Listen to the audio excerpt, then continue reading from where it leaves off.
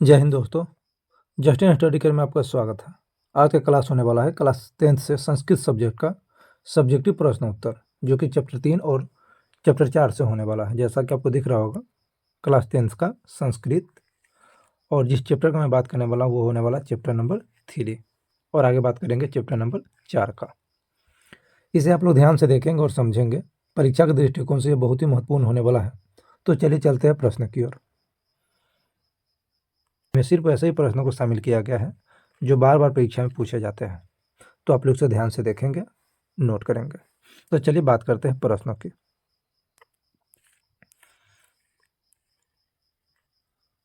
सबसे पहले देखेंगे पहला प्रश्न क्या कह रहा है। जैसा कि आपको दिख रहा होगा, अलस कथा से क्या शिक्षा मिलती है। देख रहे होंगे 2011, 2015, 2020 में ये प्रश्न पूछा गया। तो चलिए देखते हैं इसके आंसर को किस प्रकार से हम लिखेंगे। इसका आंसर देखते हैं। लिखेंगे, मैथिली कवि विद्यापति रचित अलस कथा में आलसियों के माध्यम से शिक्षा दी गई है। उनका भरण पोषण करुणाशीलों अर्थात दयावानों के बिना संभव नहीं है। आलसी काम नहीं करते, ऐसी स्थिति में कोई दयावान ही उनकी व्यवस्था कर सकता है। इस प्रकार आत्मनिर्भर न होकर वे दूसरों पर निर्भर हो जाते हैं। आलस एक शत्रु है, उसे त्याग देना चाहिए। इस प्रकार से इसका आंसर लिखेंगे। चलिए देखते हैं अगले प्रश्न को। देखेंगे आगे प्रश्न को। प्रश्न क्या कह रहा है, अलसशाला के कर्मियों ने आलसियों की परीक्षा क्यों ली। यह प्रश्न भी आपको जैसा दिख रहा होगा, यह प्रश्न भी 2020 में पूछा गया है। इसका उत्तर लिखेंगे, अलसशाला में बहुत सारे बनावटी आलस ग्रहण कर अन्न और वस्त्र प्राप्त करने लगे, जिससे अलसशाला का खर्च बढ़ गया। अधिक खर्च को देखकर वहाँ के कर्मियों ने आलसियों की परीक्षा ली। और किस प्रकार से परीक्षा ली आपको पता होना चाहिए। आग लगाकर परीक्षा लिया गया। आग लगाकर परीक्षा लिया गया। यदि आपसे पूछा जाए आलसियों की परीक्षा किस प्रकार से लिया गया, तो आलसियों की परीक्षा आग लगाकर लिया गया था। ध्यान रखिएगा। आगे प्रश्न क्या कह रहा है, अलसशाला में आग लगने पर क्या हुआ।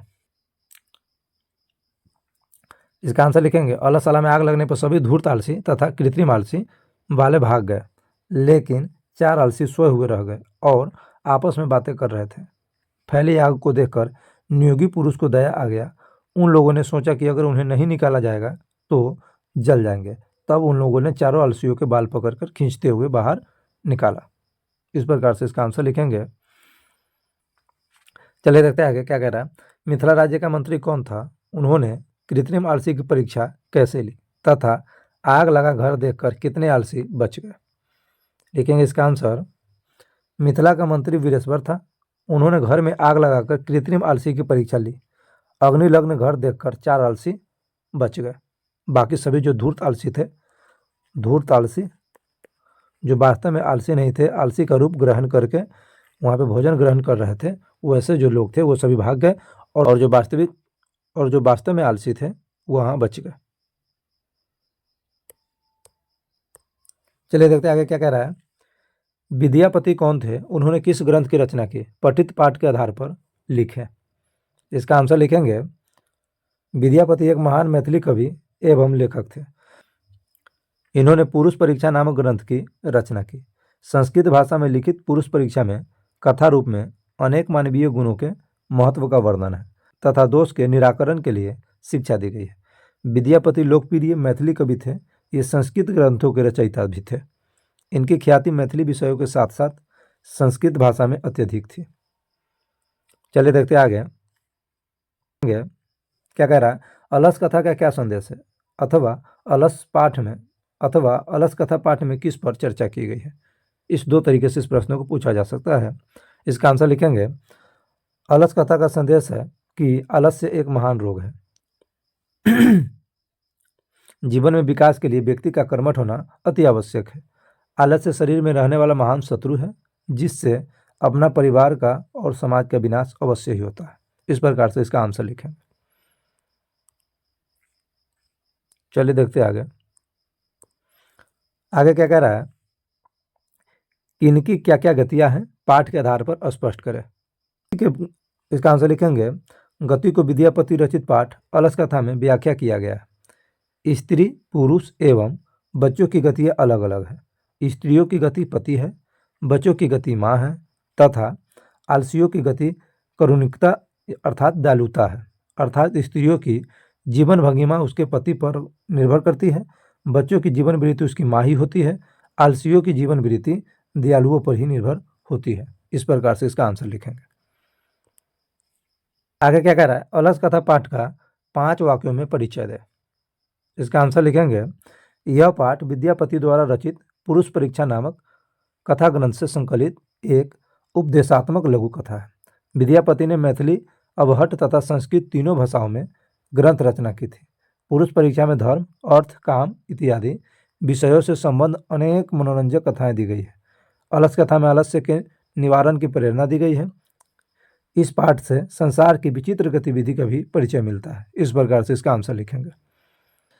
देखेंगे अगला प्रश्न क्या कह रहा है, अलसशाला के कर्मचारियों ने आलसियों की परीक्षा क्यों और कैसे ली।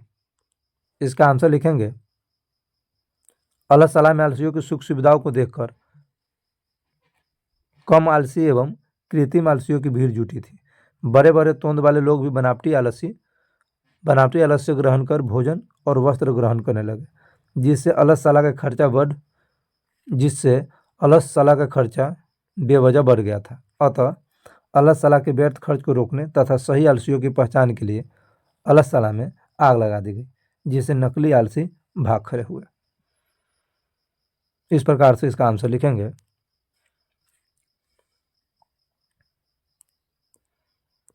चलिए देखते हैं अगले प्रश्न को क्या कह रहा है, चारों आलसियों के वार्तालाप को अपने शब्दों में लिखें। यह प्रश्न अत्यंत VVI, ध्यान रखिएगा, यह प्रश्न बहुत ज़्यादा ही महत्वपूर्ण है। इसका आंसर लिखेंगे, चारों आलसी निश्चय ही अपने अलसपन को सिद्ध कर रहे थे। एक ने मुंह ढक कर कहा, अरे हल्ला कैसा। दूसरे ने कहा, लगता है इस घर में आग लग गई है। तीसरे ने कहा, कोई धार्मिक व्यक्ति नहीं है जो पानी से भीगे वस्त्रों से ढक दे। चौथे ने कहा, अरे बकबक करने वालों, कितनी बातें करते हो, चुपचाप क्यों नहीं रहते। इस प्रकार से चारों आलसी आपस में बात कर रहे थे आग लगाकर देखकर। देखेंगे अगले प्रश्न को क्या कह रहा है, चारों आलसी पुरुष आग से किस प्रकार बचना चाहते थे, अथवा अलस कथा पाठ के आधार पर बताइए कि आलसी पुरुषों को किसने और क्यों निकाला। इसका आंसर लिखेंगे, चारों आलसी पुरुष आग लगने पर भी घर से नहीं भागे। शोरगुल सुनकर वे जान गए थे कि घर में आग लगी हुई है। वे चाहते थे कि कोई धार्मिक एवं दयालु व्यक्ति आकर हमारे ऊपर भीगे हुए वस्त्र या कंबल डाल दे, जिससे आग बुझ जाए और वे लोग बच जाए। चूंकि आलसी व्यक्ति आग से बचने के लिए भी नहीं भाग सके, इसलिए नियोगी पुरुष ने उनकी प्राण रक्षा के लिए उन्हें घर से बाहर निकाला था। और जिस प्रकार से निकाला था आपको पता होना चाहिए, बाल पकड़कर उन सबको निकाला गया था, अर्थात केस पकड़कर, बाल पकड़कर उन लोगों को निकाला गया था। चलिए आगे देखेंगे क्या कह रहा प्रश्न, अलस कथा से क्या शिक्षा मिलती है। इसका आंसर लिखेंगे, मैथिली कवि विद्यापति रचित अलस कथा में आलसियों के माध्यम से शिक्षा दी गई है कि उनका भरण पोषण करुणाशीलों के बिना संभव नहीं है। आलसी काम नहीं करते, ऐसी स्थिति में कोई दयावान ही उनकी व्यवस्था कर सकता है। अतएव आत्मनिर्भर न होकर दूसरे पर वे निर्भर हो जाते हैं।